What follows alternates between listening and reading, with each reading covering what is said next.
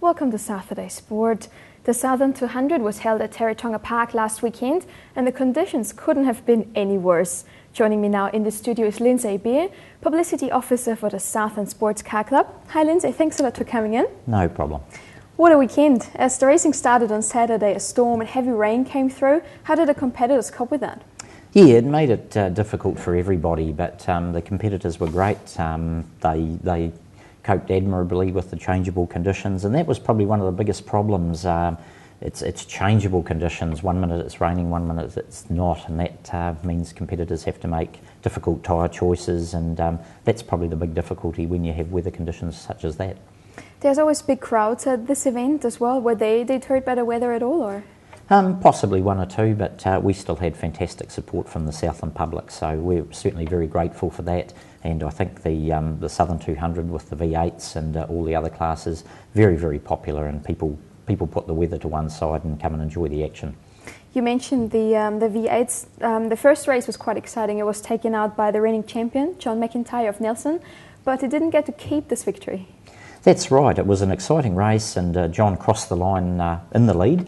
But then the news came through the next morning, a very, very small technical infringement was found on John's car, so he was disqualified from the race, and that changed the whole pattern of the weekend, really. It put him to the back of the grid for race 2 later in the weekend, and it really threw the cat amongst the pigeons and changed the whole complexion of the weekend. What technical infringement was that? What went wrong with that? Yeah, it was just a measurement of the front track of the car, the width of the car at the wheel rims, and it was 1 millimetre out. So very, very tiny dimensions, but the rules are the rules. So that was the infringement. How did he cope with that? Yeah, I think John said that the rim had been bent, so that may well have happened. It's hard to know, but. Unfortunately, the scrutineer had checked it. It was found to be just the smallest amount over, and the rules were applied. So John lost the win. The second race Sunday morning wasn't less exciting, with more than half the field starting from the pit lane. Why was that? That's right. That was one of the bizarre circumstances that comes about because of the changeable weather, and basically the B&T V8's field, they get 10 minutes to prepare for a race, and they go out on the track and warm the components up, get the tyres up to temperature, etc. And as they were doing that, a shower of rain came through, and then the teams have to make a decision. They have to decide whether to go out on the track on their slick tyres, which are suitable on dry conditions, or put on the wet tyres, which will cope better with the wet track. And as the 10-minute period that they have to prepare for the race was coming to a close, a lot of the drivers opted to call back in the pits, put wet tyres on. Unfortunately, at that 10-minute mark, the pits closed. 13 of the 22 competitors were caught in the pits, so they were forced to start from the pit lane. So we had the unusual sight of 9 cars on the grid ready to race and 13 starting from the pit lane. But it made for a sensational race, and one person that benefited was Southland's own Inky Tulloch. He raced to 3rd place in that race, and it once again really mixed things up and was a real test of the teams. Damon Leach, a local as well, a local teenager, he won in the Formula Ford, and that in front of his home crowd, so that must have been an extra thrill. It was, and I think it was a very, very popular win. Damon's a fantastic driver.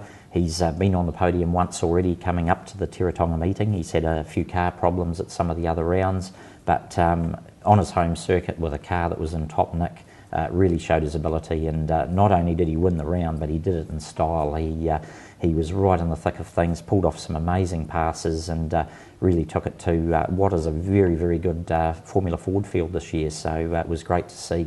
And he won the second race of 3 over the weekend. Could well have won all 3. He was that close. He missed the first one by 0.007 of a second. That's how close it was. Was leading the third race when the car went off, because once again those changeable track conditions, and of course won the second of the 3 races. So he had a fantastic weekend. What do you think? What can we expect from him in the future?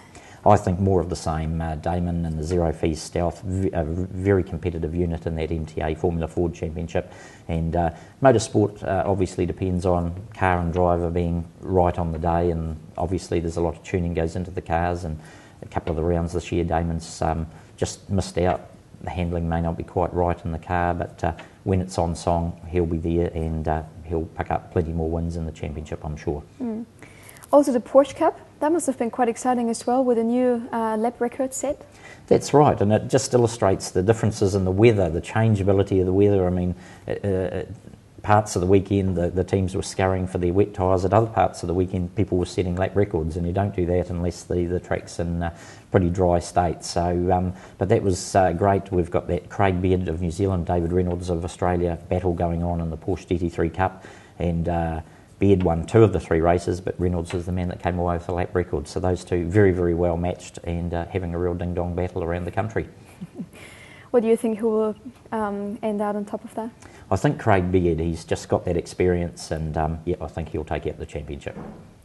What other performances were stand out on the weekend? Yeah, in the mini challenge, a very, very small field, I have to say, only about half a dozen cars in that race, but Craig Innes of Taupo just blitzed the field, basically took 3 very clear-cut wins. In the production racing series, we had Simon Skeets, was the top man there. We had more lap records there from Gene Rollinson, Cody McMaster in the different classes in the production racing. But I think, yeah, just the standout was, once again, huge crowd, great racing, and another fantastic weekend of racing at Teretonga Park. And when's the next meet? Yeah, we have the Leach Motorsports Southland Times Classic Speedfest, 21st and 22nd of February, and that's our other major meeting of the year. Totally different focus. This is classic and exotic racing cars, drivers from all around the world, and you'll see some very rare, very special motor racing vehicles at that meeting. Great, we're looking forward to that. Thanks for coming in today, and let's hope for better weather for the Speedfest. Thank you. After the break, we'll have coverage of this year's Colgate Games, but first, more impressions of last weekend's racing.